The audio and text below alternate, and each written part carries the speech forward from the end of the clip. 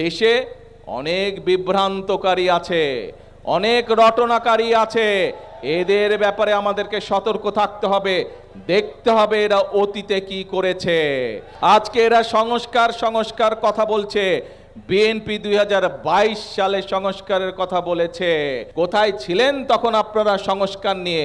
সংস্কার এই দেশে সবচেয়ে প্রথম সংস্কার বিএনপি তথা খালেদা জিয়ার নেতৃত্বে এই সংস্কারের প্রস্তাবনা এই দেশের মানুষের সামনে উপস্থাপন করা হয়েছে।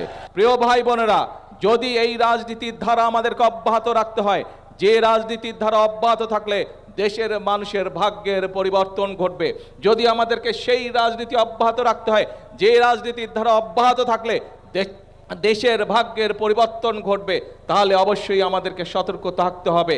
দেশে অনেক বিভ্রান্তকারী আছে, অনেক রটনাকারী আছে। এদের ব্যাপারে আমাদেরকে সতর্ক থাকতে হবে, দেখতে হবে এরা অতীতে কি করেছে। সেই অতীত বিবেচনা করে তাদেরকে আমাদেরকে চোখে চোখে রাখতে হবে। সেই অতীত বিবেচনা করেই আমরা ভবিষ্যতে তারা কি করছে সেদিকে আমাদেরকে নজর রাখতে হবে।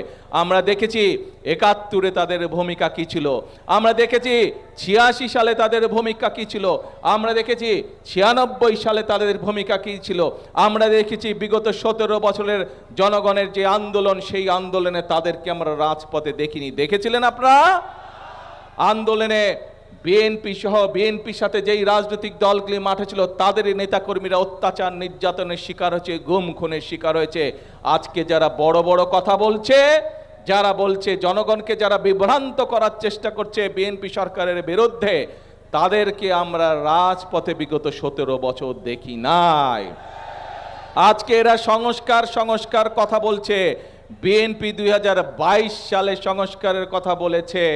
কোথায় ছিলেন তখন আপনারা সংস্কার নিয়ে? সংস্কার এই দেশে সবচেয়ে প্রথম সংস্কার বিএনপি তথা খালেদা জিয়ার নেতৃত্বে এই সংস্কারের প্রস্তাবনা এই দেশের মানুষের সামনে উপস্থাপন করা হয়েছে। কাজে প্রিয় ভাই বোনেরা, আজকে এখন সময় এসেছে, দেশকে আমাদের স্থিতিশীল রাখতে হবে। কোনো বিভ্রান্তকারীর কথায় বিভ্রান্ত হলে চলবে না। বিভ্রান্তকারীরা যদি বিভ্রান্ত করতে আসে অতীতের মতন, তাদেরকে সমুচিত জবাব দিতে হবে যে তোমাদের অতীত আমরা দেখেছি, তোমাদের অতীত আমরা জানি, তোমরা অতীতে কি করেছো, কাজে তোমাদের কথায় আমরা কান দিব না। আমাদেরকে ফ্যামিলি কার্ডের বাস্তবায়ন করতে হবে, কৃষক কার্ডের বাস্তবায়ন করতে হবে, ইমাম মুয়াজ্জিম সাহেবদের যে ভাতা সেটির বাস্তবায়ন করতে হবে।